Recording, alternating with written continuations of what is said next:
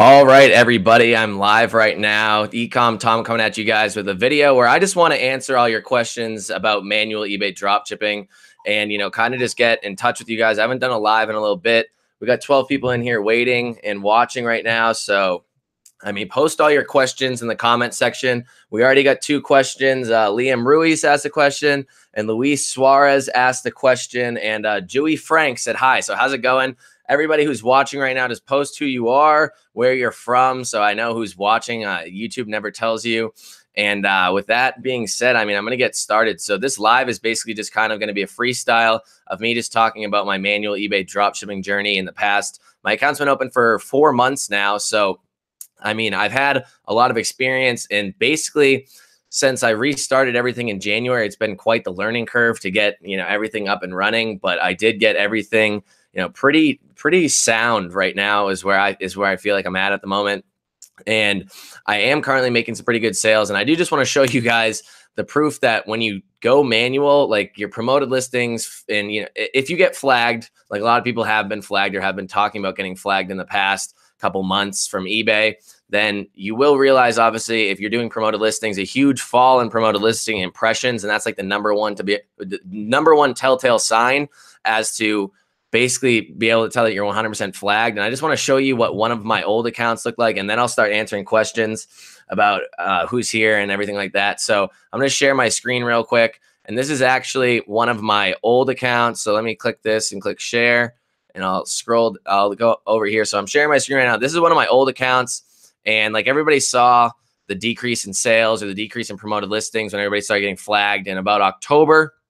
And it really hit rock bottom around November 1st, right in time for my birthday, actually. So that was probably one of the last days of not even normal, I guess, but like semi not zero impressions. And then it kind of just went to just about nothing. So after that, it kind of just went around at between 4,000 and 5,000 impressions a day, and just about bottomed out at nothing. Where in this October 10th, I believe, was my highest day in impressions I've ever had. That was 120,000 impressions. But at that point in time, it doesn't say how many listings I had promoted at that point in time.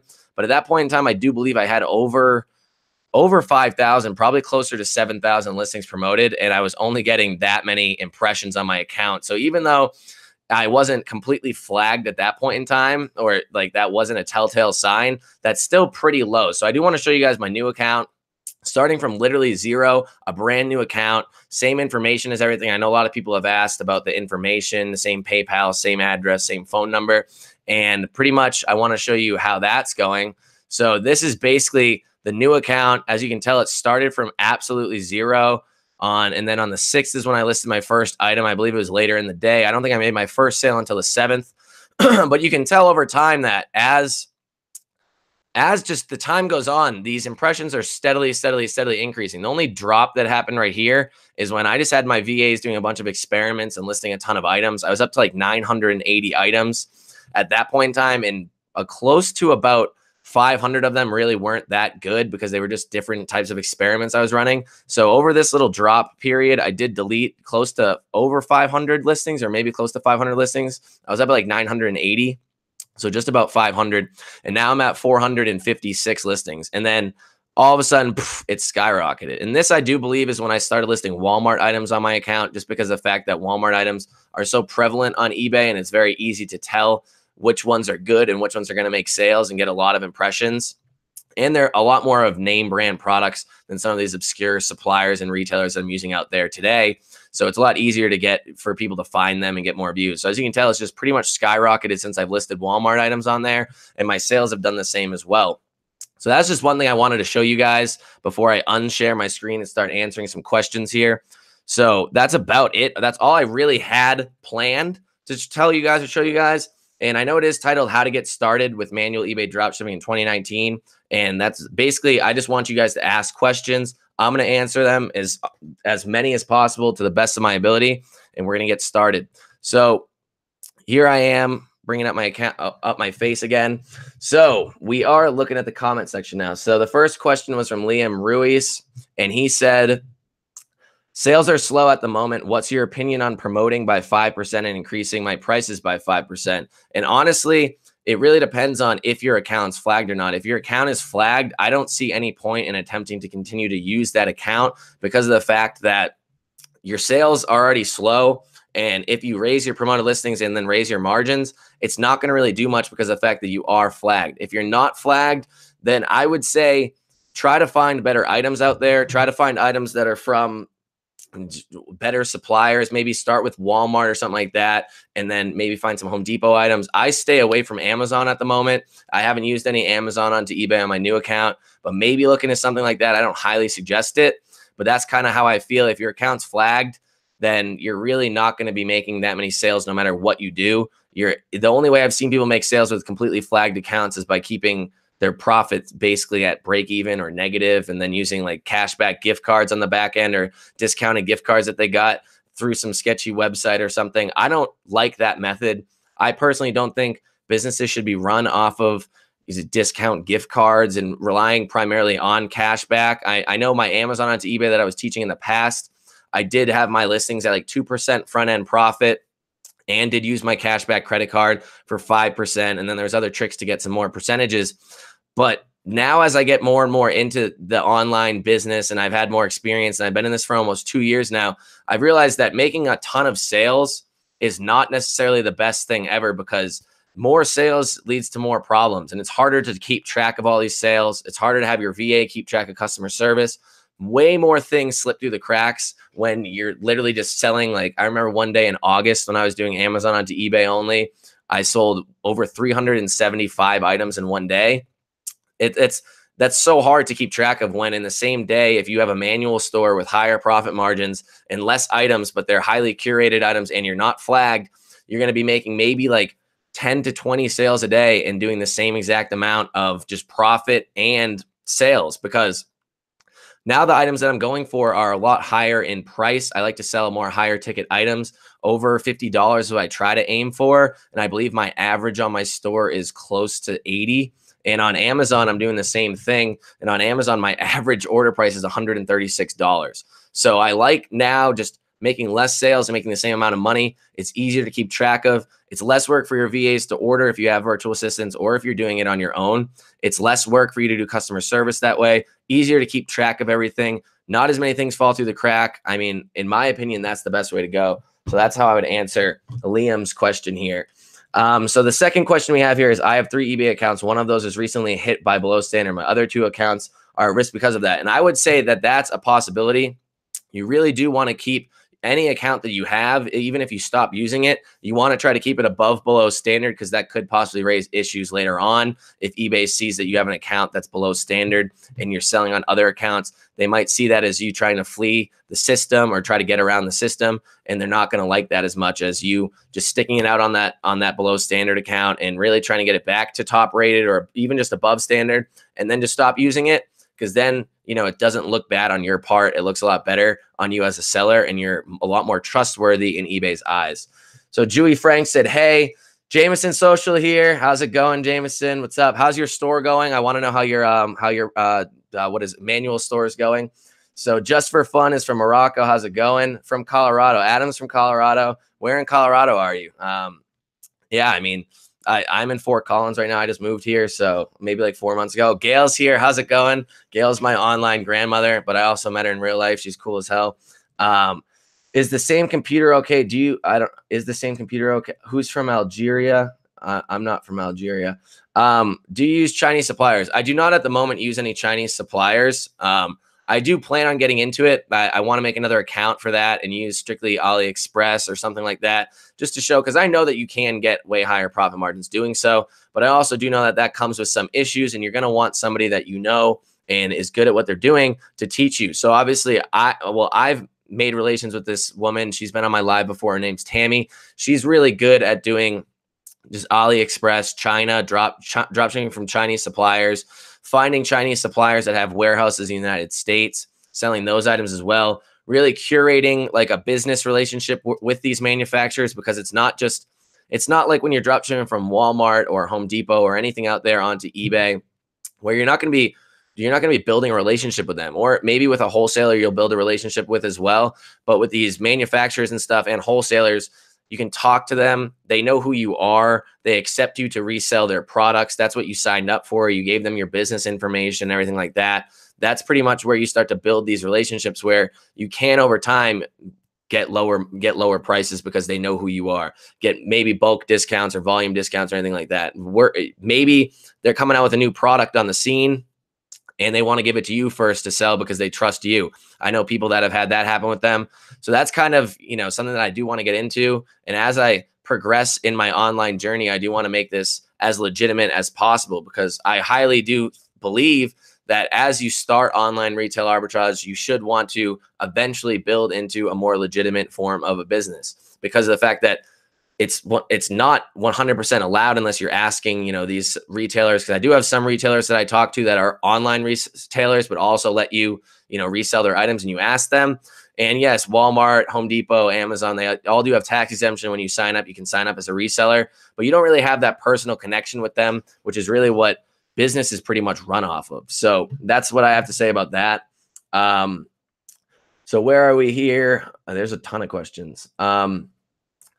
So from Colorado, I am in multiple locations. That's crazy. Just like my eBay listings. Who's from Algeria? Dude, the manual store promoter listings seem insane after opening a flag store.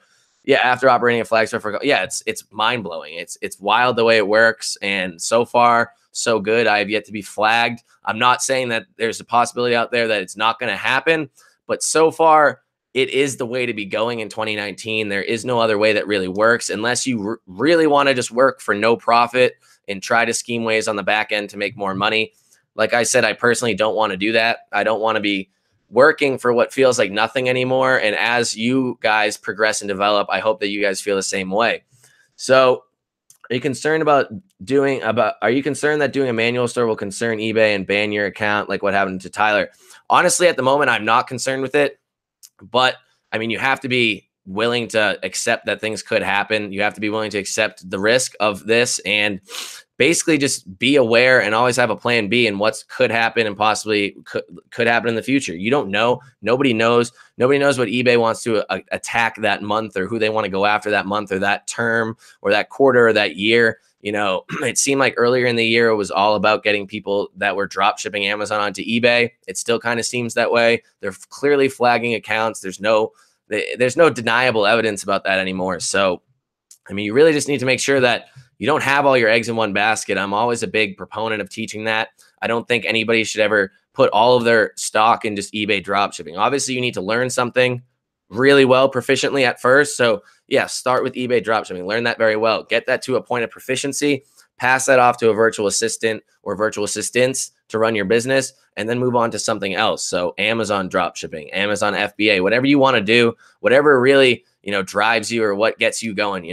Inside, like I like dropshipping, but I know it's not the end game for anything that I really want to do in my future as an entrepreneur. It's just a means to an end, and it's a way to get a lot of capital very quickly and be able to then move capital into other places and maybe operate a wholesale operation or something out of a garage somewhere or a warehouse somewhere, eventually scale and grow. And I think everybody should have that mindset of not staying stagnant in one singular place and not getting complacent, because complacency at that point, if you're complacent with just working inside of your business with eBay dropshipping day in, day out, it's basically a job at that point. It's not a business, it's a job.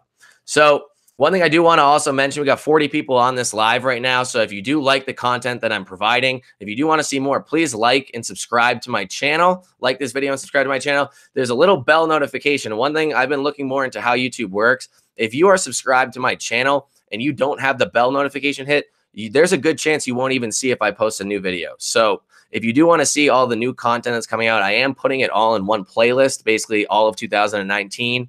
And it's all going to be about manual dropshipping. And that's all going to a playlist on my channel. But if you don't have that bell notification hit, then you won't be able to see my work right when it comes out. You might miss a video. And if you don't want to miss a video, then I highly suggest hitting the bell button. And thank you guys very much.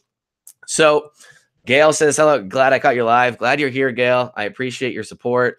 So the market expert in the house. What's up? How's it going? Thanks, Tom. I just got off a call with eBay. I got suspended after listing one item.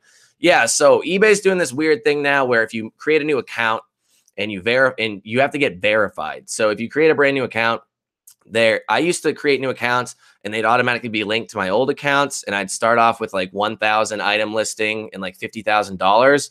That's not a thing anymore. So when I create a new account, I start off at 10 items, $1,000. That's what's happened on the last two. And I created a new account for the new course that I just put out on Monday. If you guys haven't heard about the new course, I did drop it on Monday, April Fools. It wasn't a joke. And it's going to be $497. But the first 20 people that sign up also get the $150 virtual assistant mastery course that I made back in December, added in for free. So you get two courses for the price of one.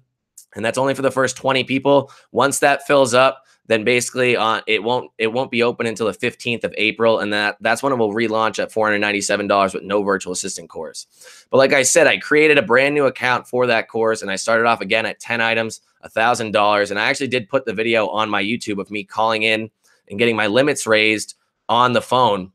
And I got my limits raised 3 times during one call. But the first time I did create a new account, they banned it within listing one item. Oh, you're restricted. You can't sell. You just call in and they go, oh, well, that's just a safety measure. So we know who you are. They ask you questions. They verification, like what addresses you could have been associated with, what types of cars you've owned. They say it's from public record. I don't know where they're getting it from. And then as long as you answer that truthfully and honestly, then you're going to be good. You get your account back. And like I said, the second time I did this, the account didn't get banned, but the first time it did, but then it just gets reinstated right away. It's kind of weird. I don't really like that whole idea of it, but that's just how eBay's doing it at the moment. So where are we right here? So Best Stuff said, hey, Tom, how's it going? Naui Muhammad said, my account got flagged. I want to know if it can get unflagged 100% after a month or two. So far, I haven't found or seen of a way that it gets unflagged. I've heard of people saying that if you don't sell on it for 3 months, it could possibly get unflagged. But in reality, I don't have 3 months to wait. I'm just going to leave my account, my old account where it was. Sure, it had great limits. Sure, it had a ton of feedback. But everything you'll ever realize, if you take action and if you start a new manual eBay dropshipping store, one thing you will realize is that having no feedback doesn't matter. No, I've never been questioned about it. One person once questioned and said like, hey, I noticed you're a new seller. Just making sure that the item will actually get there by like the date that you said. And I was like, yes, it will. He got, all right, awesome. And it did. And that was it. It's the only question I've ever gotten. Other than that, I've never seen an issue with having no feedback or low feedback and that hurting sales, because of the fact that when your account's new, you're unflagged. As long as you don't put software on it or do Amazon onto eBay with software, you won't get flagged. So you will be arbitrarily getting a lot more impressions than anybody else out there that has high feedback accounts, because the majority of them are flagged. So they're going to be under you in rank. And the way that I teach my new methods of manual drop shipping, I don't really teach doing the conventional way. Yes, I did put Walmart items on my account, but I hit $30,000 in 30 days in sales on my second month of my manual store, all without Walmart, Amazon, or Home Depot items on my account. They were all obscure suppliers, all of which I do talk about in the course. And I give you guys all of the 10 different suppliers I vetted out over 2 months. I think there's 11 actually. There's 9 that I currently use. There's 2 extra that I am interested in or that I have used and that I don't 100% recommend. But if you do want to work with the issues, then it could happen. All right, Fahey's here. Justin Fahey is my buddy from college. He wants a shout out. So I gave him a shout out. There you go. How do you keep track of out of stock items when repricing in a manual store? So that's a really good question. Honestly, that's probably one of the biggest questions I get. And when you first start off, you're not going to have that many listings on your account, maybe 10, maybe 20. Really depends on how fast you grow. I had a lot of virtual assistants working behind my store. So I did grow extremely fast compared to what a lot of people would do out there. But for the first, I think it was 21 days or 20 days of my store, I didn't have a repricer connected to my account.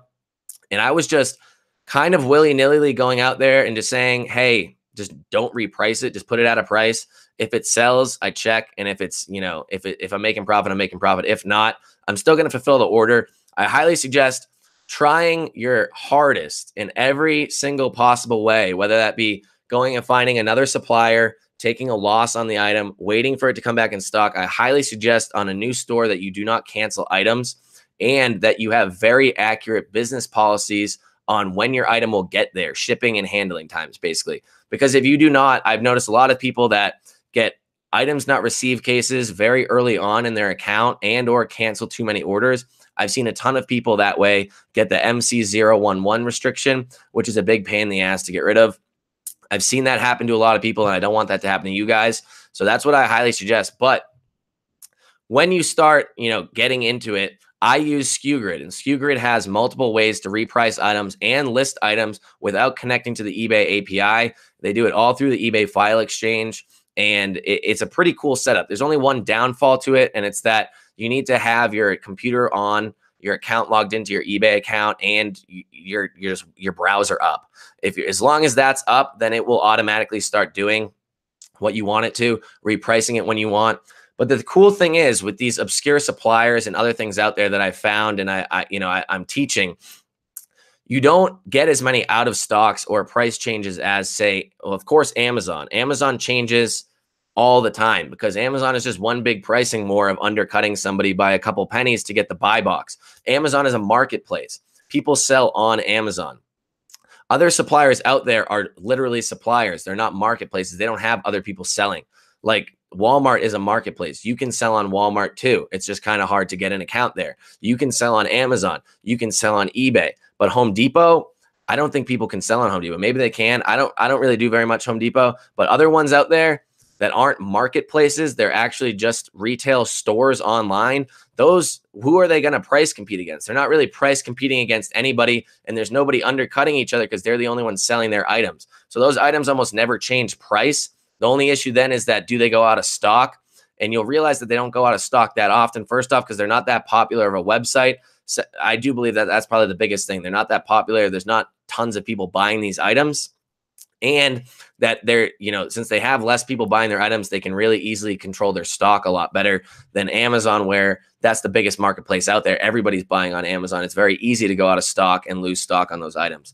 So that's one thing. So you don't have to really worry about the repricing as often or as much, but you do want to make sure that you do eventually set something up, because these items do go out of stock. It's just that they go out of stock less often, and sometimes they change price. But that's where Skewgrid comes into play. They connect with over 800 different retailers out there. And as long as you set it up properly, which I do teach inside of my new course. My new course, by the way, is 67 videos long, and it's 12 hours of content. I just kept going. Videos just kept coming out, and I just kept making them. And a lot of it is about Skewgrid. There's so many different things about Skewgrid. And I've noticed that one of the biggest issues that people have when they are starting their manual store, or the biggest point that is the point of resistance that they don't want to start their manual store, is they're afraid of the repricing and they're not sure how to do it properly. But I can tell you, once you have Skewgrid set up properly, yes, no software is perfect, but it does do extremely well on a lot of suppliers. So yes, there are differences. Yes, there are mistakes that could happen, but it is extremely accurate. And I highly suggest, if you get over 50 to 100 items, of pushing it onto Skewgrid. And it's very easy to take your items and automatically integrate it in there, and then just pair them up later with where their supplier is. And that's also a good way to find items and suppliers that not very many people are using. It's easy to look through these lists of suppliers and these lists of people out there, and pretty much just go and check if people are selling them on eBay, and then find these items that like only 2, 3, 4 people are selling on eBay, and they're selling like hotcakes, and they're making 10, 15% profit on them. Like, so one of the suppliers I have, when I start pairing and bundling things together, I'm hitting 20% margins on them. No, they don't have any cash back through the cash back portals or like Giving Assistant or Top Cash Back, but it doesn't matter at that point. It really doesn't matter. No, I'm not going to be able to get discount gift cards, but that also doesn't matter either. So long tangent short, that's what I have to say about repricing. Oh, Adam lives in Aurora. Yeah, we're actually not that far away. Come up and visit Fort Collins sometimes. Jameson said, I've done over 2K in sales on my manual store in the first couple of weeks, much better than my flagged account. That's awesome. You're seeing pretty much similar results to Stephen Hang, who also just started his manual store, who's in the group. And he said he's been hitting some pretty high profit margins, and he sent me his sales, and in 15 days, he did like 2,500. And he said his profit margins were over 10%. So that's pretty awesome. So Moonrock Thrift and Flip. I feel like I've seen you on Instagram recently. Let me know if I'm right. Correct me if I'm wrong. I feel like I've seen you on Instagram in the hashtag eBay dropshipping section. Just sold my first over $100 dropship item on eBay today. That's awesome. What was the profit on that? If you don't mind me asking, or if you don't want to tell us, it's fine. Ray D says, hey, Tom, off Skewgrid supplier list, who are the top 5 suppliers in your opinion? I mean, I'm not truly going to give that away, but like that is pretty proprietary information. And one of the main things that I go over in my new course, excuse me. I will say that I have tried Lowe's, and a lot of people are talking about Lowe's right now. You're going to get some pretty huge margins with Lowe's. You do want to make sure that you are on top of your game when you're using Lowe's, because they are not on top of their game. I'll tell you that right now. There's a lot of orders that get delayed. There's a lot of orders that just somehow aren't in stock anymore. I don't know what the hell Lowe's is running for an operation. It's not that great, but I can tell you right now, you can get some crazy margins. Some of the items that I'm getting 30% margins on are from Lowe's. And, you know, there's lots of tips and little tricks behind the scenes with Lowe's. Other than that, I mean, Walmart is still crazy good. And I mean, I'll also say that I've delved into Kmart and Sears a bit. And I do think that they recently stopped allowing tax exemption, which is kind of, you know, a huge pain. They also have some weird tricks that go on with their higher priced items with getting cash back and stuff through them. But they also have some pretty good cash back through giving assistance, like 6% with Sears. They're pretty good. I like Sears, but you know, there's also some things about them where I'm not going to be using them as much in the future. So that's one thing. That's about as much as I'm going to give away here. So where was I? We are here. I should be on this live. Yeah, I'm accepting people onto the live. Not this one, but I'm definitely down to start interacting with more people on my lives. I know that like Mark from No BS Dropshipping does it all the time, but this one is just going to be me answering questions.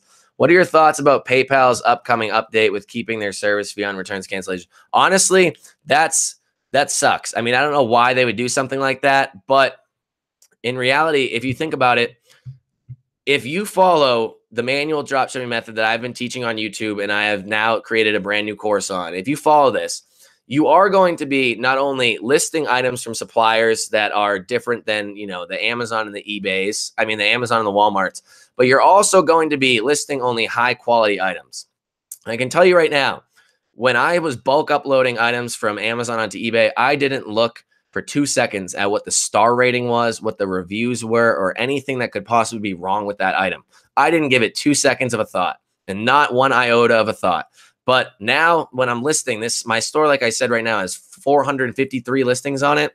All of those are highly curated listings. I went through and I'm looking at the star rating. I'm looking at the reviews. I'm making sure that people don't have issues with that item. And you can definitely 100% see in the long run that eventually, once you get this plan all down and you're only listing good items, you're only listing them from good suppliers, and you're making sure that your handling times and your shipping times are accurate and everything's on point, you will realize that your returns pretty much disappear. And I mean, for cancellations, that's kind of hard. It's a little harder to deal with, but you know, it's gonna happen. It's not going to be the biggest issue possible. Yes, it will take some money from you. And that's why you should highly focus on making more money on the front end for each sale, so that if you lose money on some sales, then you're not going to be losing as much money as if you broke even or went negative on the sale to try to then get cash back on the back end. And then you just lost even more money because PayPal or eBay stole it from you. You know, that's kind of that's my opinion on it. I'm not too worried about it. I'm saying, yes, there is going to be some more lost money out there in the ether. And also eBay is moving away from using PayPal pretty much 100%, hopefully by the end of the year, from what I've heard. So it shouldn't be that much of an issue anyways. Hey, Tom, Altoona, Pennsylvania, how many VAs do you have, and when did you decide to hire them? I'm pretty sure I did work back when I actually worked as an engineer on the fire alarm system at the Altoona Penn State University, one of their buildings. That's kind of cool. But so VAs, I hired VAs from the get-go. And if you've been following me, or if anybody's following me for a while, I talk about how I outsource everything. I don't have time to be working inside of my business. And I always say that I don't work in my business. I work on my business. I'm constantly trying to find new suppliers that are going to be good, new ways to bundle items or get more money out of different sales, just different techniques like that. Really looking at who's doing good or who's doing great on eBay, looking at them on Zik Analytics or whatever program you want to use for product research, and really trying to replicate what they're doing and how they're doing it. That's the best way to ever go about doing anything. That's how they teach you with marketing. If you want to learn how to do somebody's marketing funnel, why not hop into their funnel and then recreate what they're doing? Don't reinvent the wheel, but try to learn exactly what people are doing and recreate it and replicate it, and then make it your own after you get proficient at it. So I've always hired virtual assistants from the get-go. It was one of the things that I've just, I noticed was very prevalent and popular in this niche. And the one coach that I was initially taught by did really highly push virtual assistants. So I've had them since literally my first eBay store. I've never not had them. And I do think that some people, though, do have issues with that, obviously, whether that be capital, like if you don't have enough money for them right away. I did have some money saved up to be able to spend on my business right away. I understand some people don't. But one thing I do want to say is that, first off, don't be afraid to hire them. Second off, you don't have to hire them full time. So some people will say, oh, well, I don't have $250 or $300 or $400 a month to pay them. You don't have to pay them full time. You can go onto websites where you can find virtual assistants to work for you for 1 or 2 hours a week.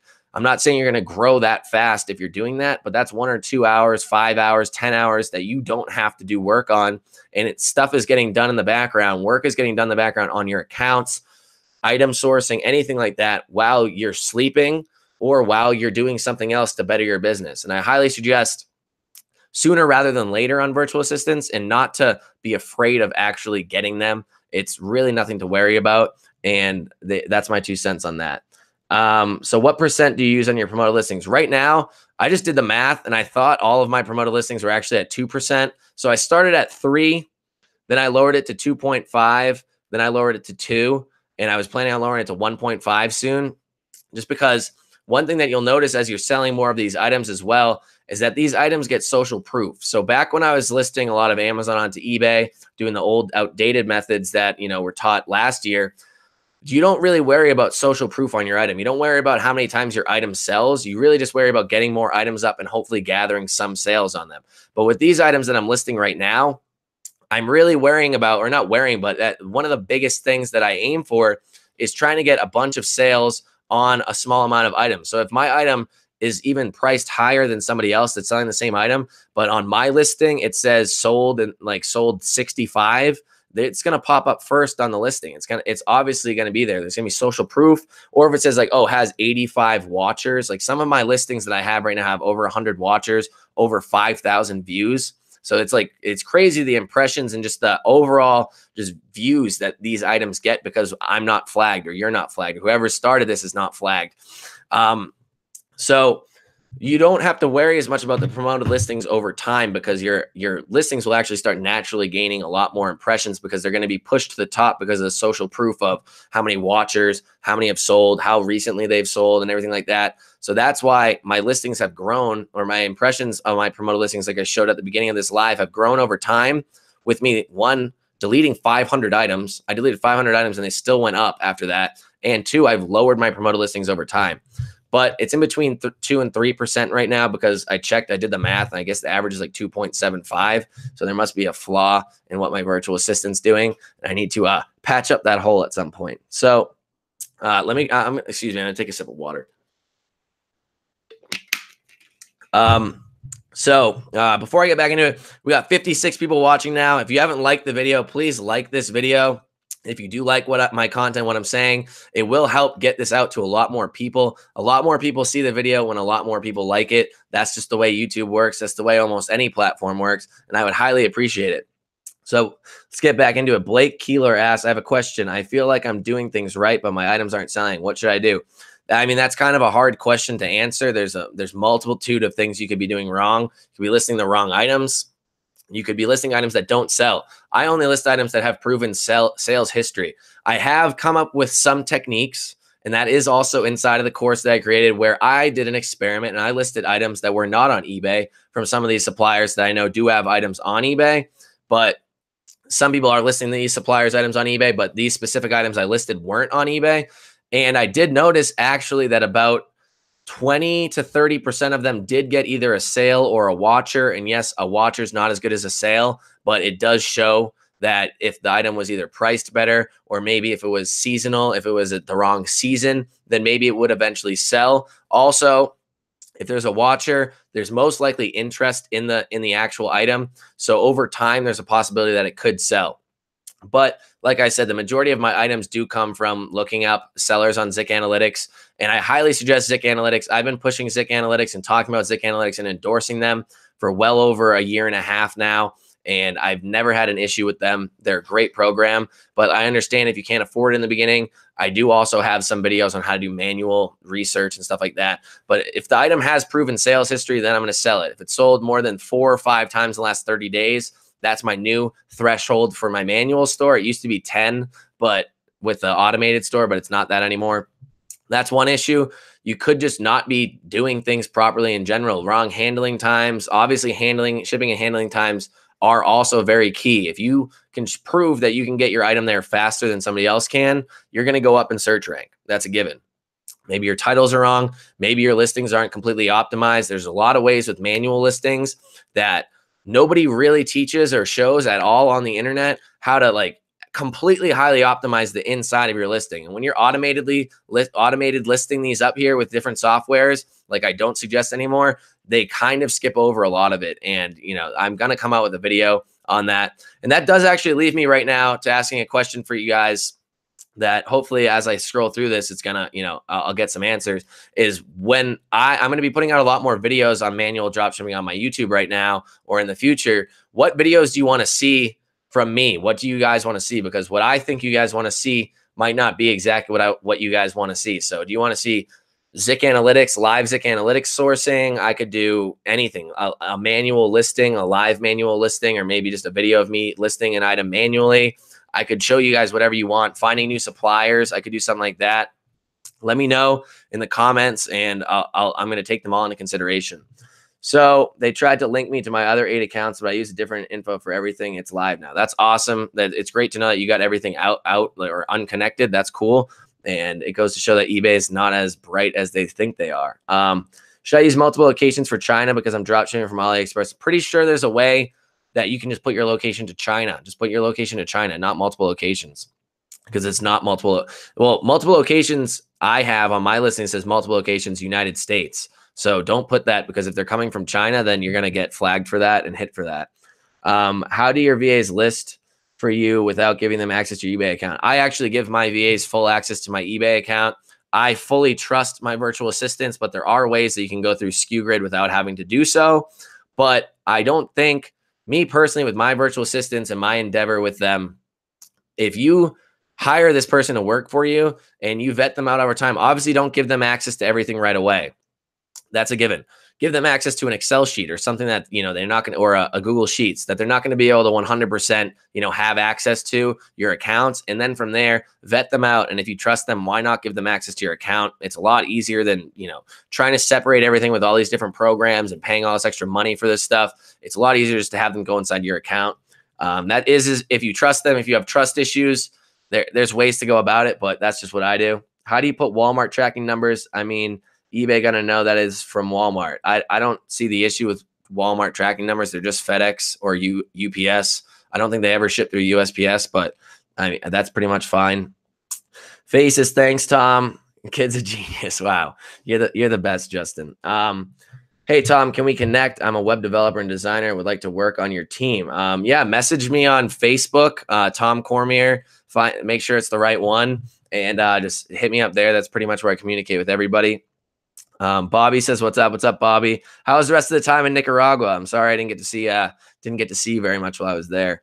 When creating a corporation to be tax exempt, any things to consider, such as naming the company. I don't really want to talk about taxes on here. And Sean, I do know that you have the course. Private message me. I don't want to talk about taxes on a live YouTube channel because I don't think that that's the theme or what I should be talking about. I'm not a professional, so I don't want to put that on the live. Chemies are all good at business kicking. Yeah, that's true. It has to be true. How do you set up Skewgrid? It's a long process. I'll tell you that. When you're first starting, it's not very easy. It's not very intuitive. They are making their user interface better, but it's still not the best that I've ever seen. I'll tell you that right now. So that's one thing I can say. They do have a lot of instructional videos, but there is also some things that could possibly go wrong along the way. That is all inside of the course that I just created. And also the link below in the description is the link that will get you the free VA course with the course right now. So if you guys are interested, either hit me up on Facebook, let me know, or just go ahead and check it out. I'm telling you, it will be worth your time. You'll learn how to set up Skewgrid. You won't have to waste. I wasted one 1.5 months, I believe, before I fully got proficient enough in Skewgrid to be like, all right, I know what I'm doing and I can get everything down pat. There's just a lot of things that take time to either realize you're doing wrong or you have to do it wrong to then sell an item that's out of stock or sell an item that's completely mispriced to realize that you're also doing things wrong. There's a lot of trial and error there with Skewgrid. I'll tell you that right now. If our eBay suspend, can we make another one on the same PayPal? If your eBay account suspended, I do not believe you should make one on the same PayPal. You will most likely 100% get figured out. Lazy Abraham says, I remember that you mentioned Newegg a few months ago. How is that going and how do you deal with tax since if I remember correctly, they don't charge for it, but expect you to pay later on your own. So yeah, I did mention Newegg at one point. I was going to use them for Amazon onto eBay. I mean, Amazon, Newegg onto Amazon. I never actually looked into them. You can actually get tax exempt on there. So I don't think that you need to worry about tax as much. And they only charge in like 4 or 5 states. I'm not sure what if they come at you later on. I personally do collect in most of the states that I sell in, about 33 of them, but there is a lot of rules and regulations and everything out there that, you know, I'm not going to get into on this live. Have you ever had buying restrictions on Amazon? What did you do? I've never had, yeah, buying restrictions on Amazon. Yes. Amazon buying accounts, they do end up getting banned eventually. But I remember I did 21,000 transactions on my first Amazon buying account purchases before I actually got banned. In reality, when you get banned, just create another account. That's the way around it. It's really not that much of an issue. I just went through today and checked that I had 6 Amazon buying accounts and 4 of them were still connected to Prime. So I just had to cancel all those today. So that was a lot of money that I just wasted down the drain. But yeah, just make a new account and you'll be fine, Craig. Just for fun says, I learned a lot from you, Tom. Thanks. Even when I'm from Morocco, just throw some suggestions for us as internationals. Honestly, as internationals, you're going to have to pay a lot more fees and there's going to be a lot more in your way getting started with this, especially trying to get a business, an LLC or anything like that. But one thing I can say is that if you go the manual route, you will be making more profit margin on the front end and you won't have to worry about trying to compete with people that have the 5% Amazon cashback credit card and they're just putting their items at 0% profit and only making money on the cash back on the back end. That's not really a thing anymore with the manual dropshipping method. And you will be able to get a lot higher profits and a lot higher profit percentages just to be able to cover the fact that you're at a disadvantage from the beginning. I highly suggest getting an eBay store off the bat. I 100% suggest getting an eBay store off the bat. That will save you money. Your PayPal fees will most likely be higher from what I've heard, and you probably won't be able to get tax exempt on a lot of these places right away. But like I said, even with those extra fees and taxes in place, if you do everything properly and if you really put the time and effort in, you will be able to get higher profit percentages on your items.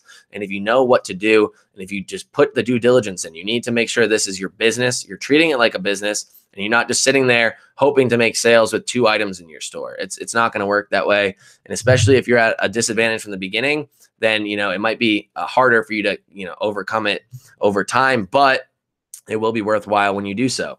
So should I drop DSM tool? Highly suggest it. Yes. I highly suggest dropping any software that's automatically connecting to your API because it seems as if that is 100% the reason everybody's getting flagged. I can't 100% say why everybody's getting flagged, but there is a high correlation between people using automated software and Amazon onto eBay with automated software that is causing these issues.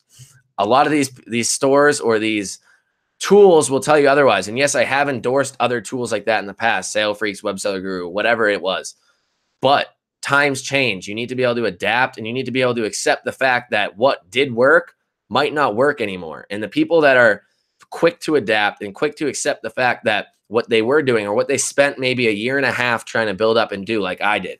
I felt like it was like my little baby that just like got taken away from me. But you have to adapt and you have to be okay with the fact that things might not always be the same all the time, and you're going to have to change and make changes to your business. And the people that are okay with that and the people that can accept that are the ones that are going to succeed over time in the long run. So that's what I have to say about that. Is it a good idea to use eBay as a supplier? I sell in the UK and I'm a newbie. So selling eBay to eBay, I don't know about that. I mean, I wouldn't do so because of the fact that tracking numbers can't be uploaded twice on eBay. So if somebody sold from eBay to you, then their tracking number is already in eBay and you won't be able to use it. I highly don't suggest it, but I'm sure there's people out there that found a way around it. I haven't put time into thinking about that. Hi, man. Can we drop ship with 2 suppliers, Amazon, AliExpress on the same account? I mean, if you want to, I don't see why not. But you're gonna have to make sure that your item locations are the same or are, carrying across for the proper supplier. So your Amazon supplier or your Amazon listing should say that they're in the US. Your AliExpress item should say that they're in China. It sounds easy, but I could easily see you messing that up, or me messing that up, or anybody messing that up at some point in time, and have it not carry over and getting in trouble for it. That's why I like to split things up and make sure that everything's kind of, in order. But you could definitely do it as long as you do it properly. Do you recommend any software to find profitable products to sell on eBay like Zik? Yes, highly suggest Zik. I've said that multiple times throughout this live. I highly, highly suggest Zik. I've tried Chili Hunter. I don't like it. I just don't like it. Its user interface isn't good. It doesn't look good. It isn't as intuitive as Zik is. And it's not just me saying that because I get affiliate commission when people use my code on Zik. I don't even have the code in this video. I love Zik Analytics. I talk with Nahar almost every week. He's always very helpful. He's always trying to update and make sure that his software is ahead of the game, and it constantly has been. So, I mean, that's all I can say nothing but good things about Zik Analytics. Should I drop out of college? I'm not going to answer that question. It's a loaded question. I don't want to be the one that gets you to drop out of college or not. Talk with your parents about it. BJ Andrev says, do it like a boss and do school and do school and dropshipping, then figure it out from there. That's my advice. How do you set up Skewgrid? I've already answered that. Where did I just go? Do you list with bulk listing or list only products that have sales? Search with Zik. Per example, you took a category in Amazon listed, or you suggest like 10, 15 products that have sales. Like I said, I don't sell any Amazon onto eBay anymore. I'm doing completely manual drop shipping, and I'm trying to make as many videos about it as possible because I do understand that not everybody sees every video. So not everybody really knows exactly what I'm up to at all points in times, but that is what I've been doing. That is what I continue to do. And that is what I foresee in the future doing, as well as getting more legitimate forms of dropshipping put in different methods like wholesale and possibly from China suppliers, because that is still 100% allowed. But yes, I do only sell what sells. I obviously look up items on Zik Analytics and I go from there. I'm trying to use suppliers that aren't Amazon, Walmart, or Home Depot, but I have started listing Walmart onto my account. No Home Depot and no Amazon yet. I don't think I'm going to list Amazon on my manual stores at all. I'm fairly confident I'm not going to. And Home Depot, I just don't have a lot of experience with it. I've used them on Amazon a bit and I've made some sales, but not very many. So that's just where I'm at with that. I don't have very much experience with Home Depot. I am tax exempt. I don't know. I don't really use them that much. All right, Tom, do you list items with multiple quantities or one in stock at a time? That's a good question. So market expert, you just said that you started a brand new store. So one thing I do want to say is that when you start a brand new store, you're going to have very low limits. You're going to have 10 items mainly until you ask to get them raised. At that point in time, say you have a 100 item limit, 100 items. If you list 100 items at one quantity, then that's 100 items. If you list 50 items at two quantity, then that's 100 items. I personally, in the beginning on a new store, would like to have more items to get more sales in the beginning than have more quantity. So I like to list in the beginning on my stores at a low quantity, i.e. one, and I'll do one quantity and have 100 listings. I would rather have that over 50 listings at two quantity. But as I get my listing limits increased, because I call eBay all the time to get my listing limits increased. I did a phone call. I put that on YouTube. That was my newest video about how to get your listing limits increased. I've gotten my limits increased like 5 times in a month before. I got it listed increased 3 times in that one phone call. So it's not that you can only get it done every 3 weeks or every month or whatever people say. It's not true. It's literally just a way that eBay will know that you're a beginner if you don't ask for higher, or if you don't know what to say. They're going to know you're a beginner and they're going to not want to give you a listing increase. But once you know what to say, and I do teach that in that video, and that video is straight from my course. So literally, if you know what to say, then they're going to be like, all right, this guy has experience, or this girl has experience, either or, then, basically we'll give them the listing limit increase because they know what they're doing. But I like to keep it at a low quantity just because it is, you're still going to have lower listing limits when you first start off. Am I doing retail or wholesale dropshipping or both? At the moment, it's all retail except one of my retailers, or 2 of them are kind of wholesalers. So it's weird. I'm not really sure what to think about that or what to call them, but that's basically that. So that's where I'm at the moment. with the number of sales in 30 days on Zik for an item. So I say 4 and above for the manual dropshipping method. I have 200 listings already on eBay from Sale Freaks. Do you recommend deleting those and just doing manual and using Zik and Skewgrid? Honestly, it depends if your account's been flagged. And I've said this many a times. If your account has been flagged and you take the software off, it's still not going to get unflagged, probably, I think, ever. But some people say that over time, it might get unflagged like 3 months or so. I haven't seen that happen yet. My business partner, Jason, hasn't seen that happen yet. So I highly suggest just starting a new account and then just stop using that account. Make sure that you still, when you stop using an account, make sure that you actually keep checking in on it. If you don't check in on it, you could have returns that people open. You could have cases that people open. And if you don't actually take care of those, then your account's going to get screwed over while you're not paying attention to it, possibly go below standard, and then cause issues for you on possibly on other accounts because you have accounts connected to it that are below standard. So you don't want that to happen. Are you using the same suppliers for your Amazon and eBay store? I'm using pretty much the same suppliers. I'm using more suppliers on eBay than on Amazon, mainly just because it's easier. eBay doesn't care as much about canceling orders and things like that Amazon does. Amazon's a lot more strict. So I make sure to highly vet out a supplier first before I put it onto Amazon. So that's kind of what I've been doing. But I use three different suppliers on Amazon. I'm using like 9 on eBay. But they are overlapping the same suppliers, yes. For future content, I want to see you grow a new account in real time and scale it. That'd be cool. I don't know if I have the time to do that. I'm going to tell you that right now. But that would be a cool experiment. I'm just not sure that I have the time. I did create a brand new account for my new eBay course that I just put out on Monday. I created a brand new account for it, and I listed 6 items. And by the time I was creating videos for the end of the course, I actually had already sold one, and I did a breakdown of the profit and basically the possible mistakes that I made. It wasn't really a mistake. I still made money on it, but there was one mistake. And I showed that, and I showed that in real time, pretty much how you can list barely any items and make sales. And I literally showed it from a brand new account while I was creating the course. So I thought that was pretty cool.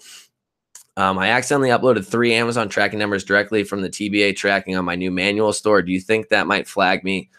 Honestly, I don't know. I would just take them off. Or roll with it. I'm not sure.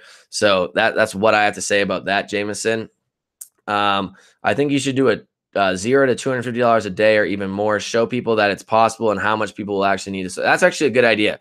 Everything and nothing. I think that's a good idea, and I will make a video like that. I'll probably use a day that I've had in the past just so I can make the video as quickly as possible. But I really do think that is a great idea.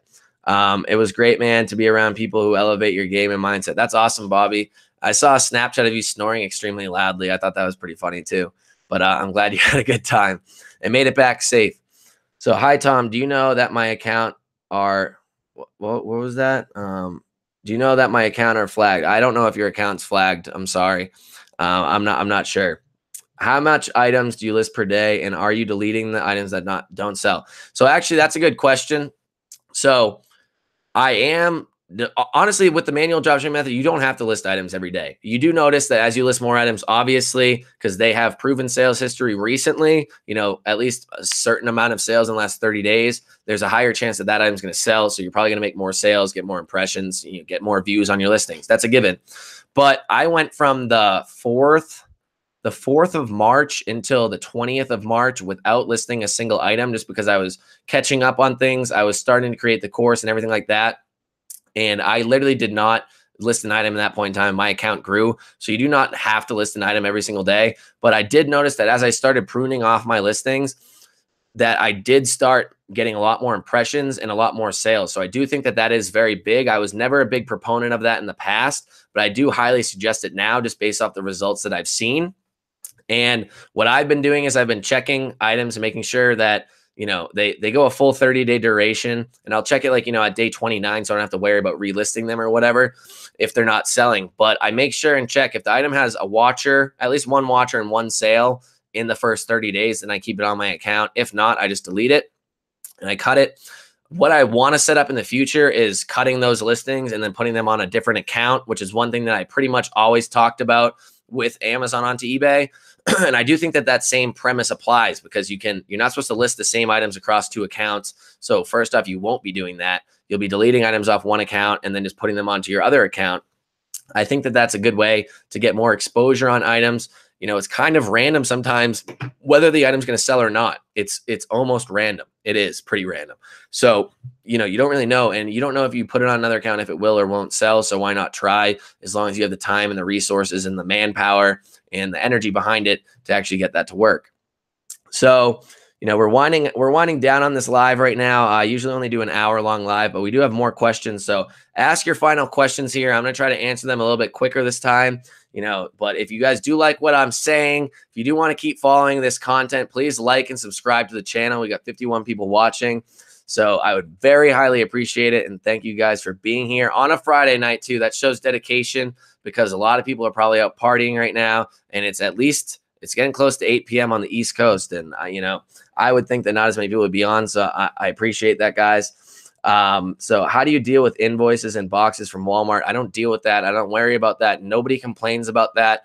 That's like the biggest beginner myth that has always been out there. And I don't mean to sound like pompous about that or anything, but that is asked all the time. And I answer it all the time. I understand you might not have heard me answer it before, but you do not have to worry about it. Based off my experience, I have seen literally maybe 1 out of every 1,000 people will complain about the fact that it's a Walmart box or there's an invoice in it. And like I said, I'm not doing a lot of Walmart on my eBay store. I just started listing, but I am doing heavy amounts of Walmart onto Amazon, and nobody's complained yet. No, not one singular person has complained yet. And I hit almost 100,000 in sales in March with Amazon sales. So, I mean, you would think somebody would complain at that point in time. So, where are we? I like to use the 50 free listings first, then upgrade to a store. You get the free store listing plus the 50 at the startup. I think that that's a bad idea, Market Expert. All honesty, that's my opinion. I don't want to ever start with a store with no store, because you don't get you pay 10% fees on a store if you don't have a store, no matter what. But if you have a store, you can pay anywhere between 4 to 9.15%, and it will never hit 10%. So me personally, I don't care about the 50 free listings, because a basic store costs $27.95. And I can guarantee if you're doing enough volume that eventually it's not really worthwhile to even waste your time doing that. And it's a good way to barter with them, because you can say, hey, I'm paying for a basic store. Why not give me the extra listings to be able to list on my account? I'm paying for it. It's a very good way to actually get more people, or more a higher item listing limit and higher raises right away. So I'm going to take a sip of water. I'm going to finish up these last questions here. So here we are. Are you still using Amazon as a supply source? No, I am not. The best tip for reverse searching names of products or model number or UPC to find suppliers. Have you found an efficient way to vet through searches on finding suppliers? Basically, when I'm trying to find a supplier, or if I want to see if it's a good supplier, I'm going to first off find if they have any private label brands. And that's going to be how Walmart has Mainstays. Home Depot only sells Ryobi, other things like that. Once you find those specific brands, then you're going to be able to find people that are selling those brands on eBay. And then you'll be able to know that they are most likely drop shipping from that supplier. And then you can go into their store, pull their items that are good, go find them at the supplier source, make sure that they're still profitable, and list them that way. That's one thing that I found out. But if you do not want to waste your time finding and vetting out suppliers, if you do get the course that I just launched on Monday for $497, you will also get the free VA course added in, $150 course. I give you guys 11 suppliers that I've vetted out. I found their private label brands. I've sold their items. I've sold an item from every single one of these suppliers. I've listed their items. I've made sales. I've made profit. And I tell you guys which ones are the best, which ones I highly suggest starting with, and where to go from there. So if you want the easy way out, that's the way to go. I did it for you guys already over the last couple months. Jenny's in the house. What's up, Jenny? I haven't talked to you in a while. We should catch up soon. I want to know what's going on with you and what's going on with Spot and Paste, if there's any new updates coming on down the road. So we're getting to the end here. Success Mindset says, what do you think about Shopmaster? I'm not going to even talk about it. I don't even know what that is. I'm guessing it's like, it says it's like DSM tool. Don't use it. Use Skewgrid. You'll be good. So if you're using Zik Analytics but not Amazon, what are you using Zik for? You can easily find items on Zik that aren't just from Amazon. First off, Zik also integrates with Walmart and Home Depot now, and you don't have to just have it integrate with it. It doesn't matter. You can go out and find those items. As long as you know the person's drop shipping, you do some reverse searches of the title or the picture or whatever on to Google, you're going to be able to find the supplier. It doesn't have to be from Amazon, Walmart, or Home Depot. That's not a thing. Zik videos and bookkeeping videos. I don't think I'm going to do bookkeeping videos, quite frankly, because I'm not a bookkeeper, but I would definitely put more Zik videos out there. I am not a professional accountant or CPA in any way, shape, or form. I just handed my CPA probably the most mangled looking Excel file ever of my expenses and my sales for the year. So hopefully they could fix and go through my chicken scratch. So yeah, Liam Rui says Carl Feldman Zik works for most suppliers. So Gail Harris, Gail, what's up, Gail? Oh, you came back.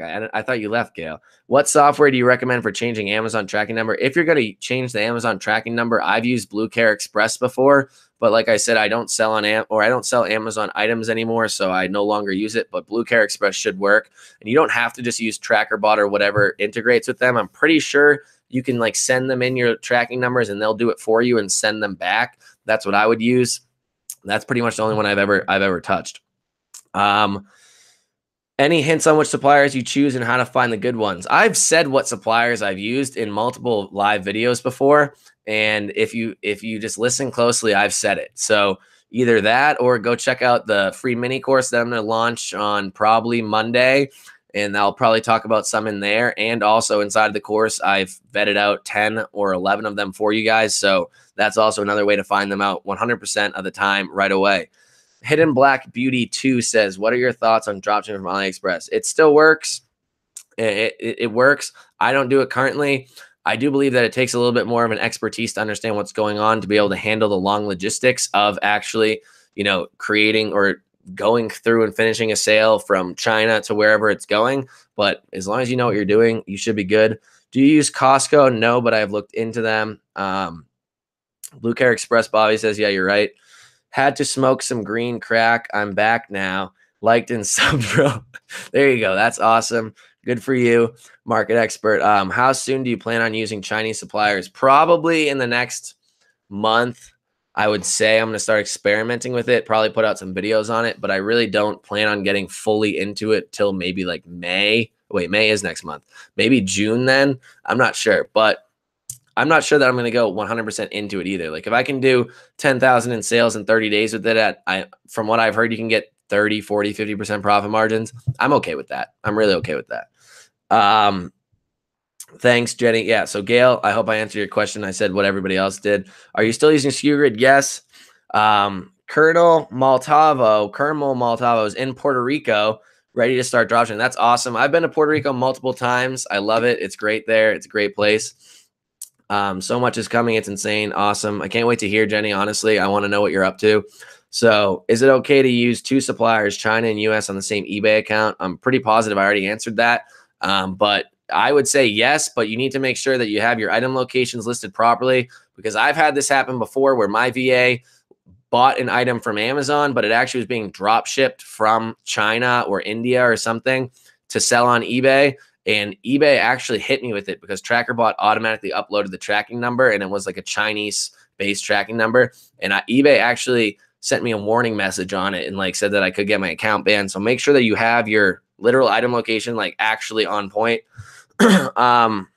Why Skewgrid, not Shopmaster AutoDS? Because they connect to the API. You do not want to be doing anything that's automating your repricing or anything through the eBay API anymore. It has been proven to flag accounts. It has been proven to get you no sales at all after your first 2 or 3 weeks. When you make a lot of sales and you get flagged, then you have no sales. I'll show my impressions one more time from my manual store before I get off this, and I'll share my screen just as one little goodbye gift.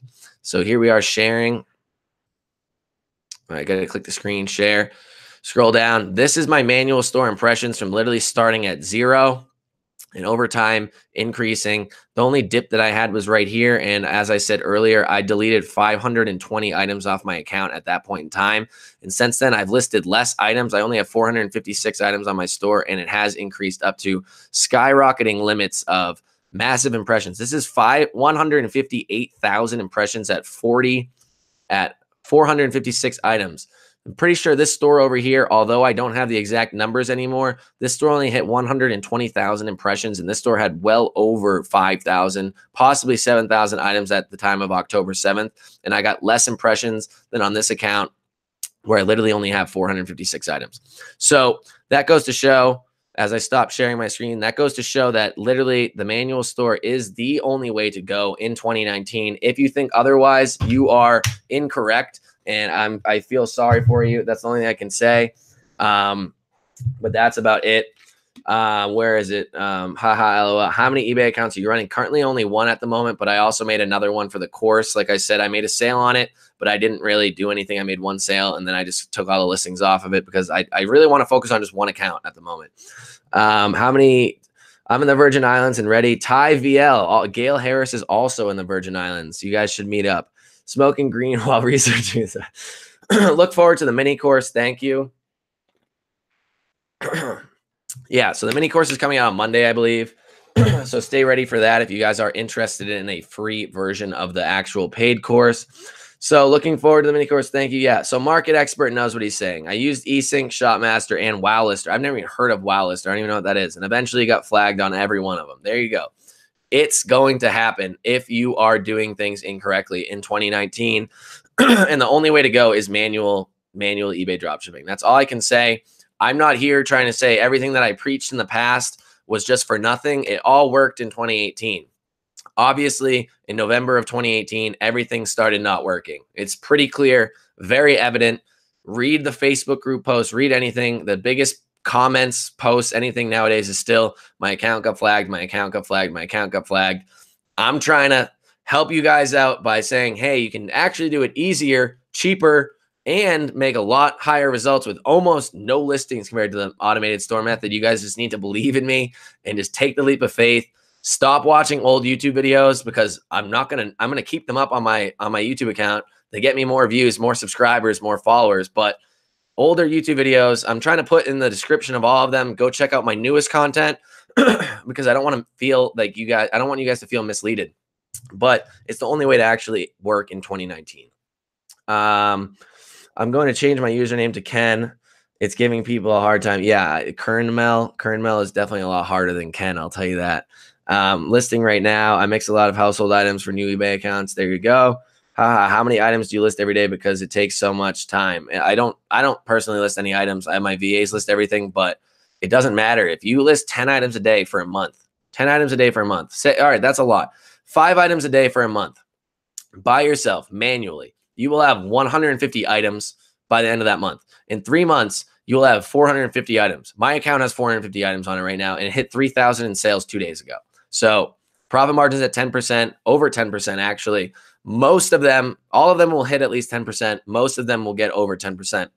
3 months, you'll have multi-$1,000 a month profitable business. That's all it is. It's that easy. It's that quick. It's that, I mean, obviously there's a lot more to it, but that's the basic math behind it. So as I'm finishing up here, how do you set your return policy? Return policies highly depend on what your supplier is. These are bulk sales, right, Tom? I bet you have less than 300 eBay listings. I have 453 listings up right now. So yeah, that's what I'm at right now. What about categories in the store? I wouldn't worry about it too much. I'm trying the manual first. I still don't trust all the automation. Don't trust the automation anymore. Automation was the way to go. It's not anymore. And are you using Skewgrid Lister that's not tied to the API? Yes. I have used it. I showed it inside my course. I learned it for the course, but I'm not personally using it right now. But you can use it. It works, and nothing bad has happened from it yet. So I've gone over my hour. I highly appreciate anybody that stayed here long enough and watched this entire thing. If you watch this entire thing, kudos to you, because I don't even know if I would watch the entire thing if I was watching this. But like, thank you guys very much for staying around. If you guys, like I said, if you're here, and if you do want to see or look at the new course, it did just drop. It's 67 videos long, 12 hours of content. I give you guys 10 suppliers already pre-vetted and how to find them. I show you how to find supply or items from those suppliers on Zik Analytics. I show you guys everything, how to start a new account, how to list an item, how to sell an item, how to process the order, how to do a return, how to do customer service, how to get tax exempt, literally everything inside the course for $497. And for the first 20 people that sign up, they will get the $150 virtual assistant course, which is also 4 hours long as well. So you get 16 hours of course content. I don't even know if I have 16 hours of content on YouTube right now. So I made this course in literally 10 days. I banged it all out. It's great. I put it all together. We've been getting great reviews on it so far. So if you want to check it out, the link's in the description. Go check that out. Thank you guys so much for showing up on this live. If you want to, please like the video one last time. We still got 43 people watching. And please leave suggestions in the comments too, even when I'm gone off this live, of what you want to see me make videos on for manual dropshipping on YouTube. And I want to hear what you guys want to say, because I literally, what I think that you guys want to see might not be anything that you guys want to see. So if you guys want to see my sales, if you guys want to see how to source items, anything, I'm open. I'm all ears. Please let me know. Thank you guys very much. I'm going to lose my voice if I keep talking any longer, and I'll see you guys in the next live, hopefully next Wednesday. So thank you guys, and I'll see you then. Peace.